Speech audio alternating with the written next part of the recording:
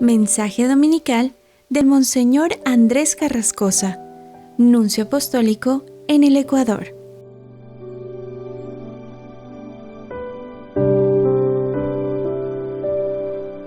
Queridos hermanos, feliz domingo. Estamos celebrando el domingo del bautismo del Señor. Y el Evangelio de hoy está tomado de San Marcos, el capítulo 1, a partir del versículo 6 hasta el 11. San Marcos comienza con este relato de la vida pública de Jesús. Nos ha introducido ya en la fase adulta de Jesús, no como Lucas, que nos cuenta toda la infancia de Jesús. Han pasado 30 años. Pues el Evangelio comienza diciendo que en aquel tiempo Juan Bautista predicaba en el desierto diciendo: «Ya viene detrás de mí uno que es más poderoso que yo». En los Evangelios de San Mateo y de San Lucas, la predicación de Juan Bautista tiene otro contexto, un contexto más violento, y proclama la llegada inminente de un juicio escatológico y les decía: «Raza de víboras, ¿cómo van a pensar que van a escapar el castigo que se les viene encima? El hacha ya está puesta en la raíz del árbol, y todo árbol que no da buen fruto será cortado y arrojado al fuego». Sin embargo, el Evangelio de San Marcos no habla de este tipo de predicación. Él solo anuncia a aquel que viene y anuncia su bautismo. Es solamente a Jesús a quien Juan Bautista anuncia: «He aquí que viene detrás de mí aquel que ustedes están esperando, y su venida es inminente, por lo cual estén preparados». Y continúa diciendo: «Y ante él yo no merezco ni siquiera inclinarme para desatarle la correa de sus sandalias». De esta manera, desde el comienzo de su relato, Marcos nos advierte: este Jesús del que él va a hablar trae consigo un misterio. Este, que es todavía un desconocido, antes de aparecer sobre la escena mundial, ya está siendo esperado por un suspense que pone en valor su personalidad, que es excepcional. ¿Quién es este, entonces? Si Juan Bautista ni siquiera merecería inclinarse para desatarle sus sandalias. Y Juan continúa diciendo en el Evangelio de hoy: «Yo los he bautizado a ustedes con agua, pero él los bautizará con el Espíritu Santo». Quisiera notar que en este primer capítulo de San Marcos aparece 3 veces el tema del Espíritu Santo. Y esta es una insistencia que no nos puede dejar sin tratar de notar, de entender por qué. Pero los que escuchaban a Juan Bautista, ellos conocían las profecías que decían que el Mesías traería el Espíritu y que sería el difusor de una efusión de Espíritu Santo sobre la humanidad, que esto realizaría los tiempos mesiánicos. La predicación de Juan Bautista anuncia, por lo tanto, a ese Mesías que está ya cercano, el que va a infundir el Espíritu Santo para hacer nacer una humanidad nueva. Él os bautizará en el Espíritu. ¿Somos conscientes de que nuestro bautismo cristiano es esto? Miren, muchas veces nosotros vivimos como muy lejos de la profundidad de nuestro bautismo. Y todos tenemos la tentación, a causa del medio moderno, medio ateo en el que vivimos, de poner la salvación de la humanidad pues en cosas muy humanas, en el ampliar nuestros esfuerzos, en las actitudes humanas cargadas de mejores valores. Toda la mentalidad científica y técnica nos ha acostumbrado a pensar que la salvación del hombre está en el mismo hombre. Si somos más solidarios, si dominamos mejor la naturaleza, si compartimos más, cosas que no son malas. Pero toda la revelación bíblica y la experiencia humana más auténtica nos dice que el sentido último del ser humano no está en el ser humano. El universo, por muy grande que sea, no es un fin en sí mismo. El hombre no se realiza totalmente sino abriéndose a una realidad superior, el Espíritu de Dios. De esa manera, la respuesta última a todas las grandes problemáticas no está en el ser humano. ¿A qué le sirve al ser humano dominar el universo e ir a la luna si al final se suicidara en ello? La dimensión de trascendencia es cada vez más necesaria. En este siglo XXI tenemos que ser conscientes de esto. Había un escritor francés del siglo pasado que decía: el siglo XXI o será cristiano o no será. Pues bien, en esos días, dice el Evangelio, prosigue, vino Jesús de Nazaret, ciudad de Galilea, y fue bautizado por Juan en el Jordán. Noten bien, es la primera aparición de Jesús en el Evangelio de San Marcos. Este desconocido, que ha vivido desde hace 30 años en la oscuridad de un pequeño pueblito que no está citado nunca ni en la Biblia, ni en los textos famosos, ni en el Talmud, ni en la historia, ni en la geografía. Hasta que Jesús llegó, nadie lo conocía. Nazaret contaría, según nos dicen los arqueólogos, no más de una veintena de casas, no más de un centenar de habitantes. Y es desde esta oscuridad absoluta que nace uno de los mayores movimientos históricos que ha cambiado la faz del planeta. ¿Quién es este, entonces? ¿Quién es este Jesús? Por el momento da la apariencia de ser un hombre ordinario y viene a recibir el bautismo de penitencia de Juan.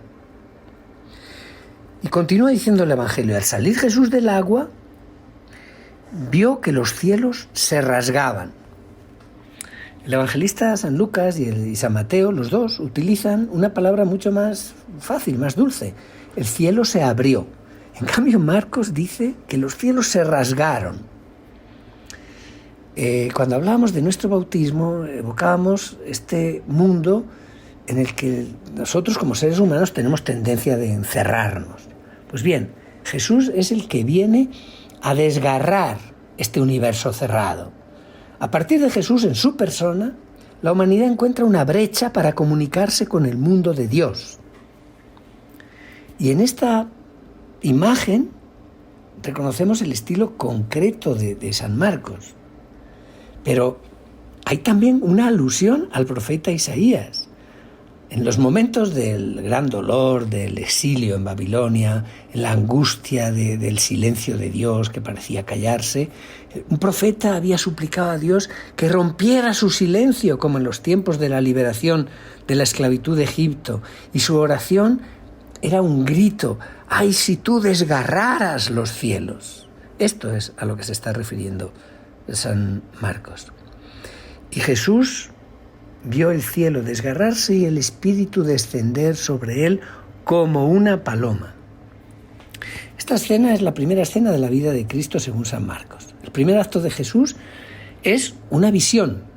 Según Marcos, solo Jesús es testigo de este desgarrarse del cielo por el que pasa el Espíritu.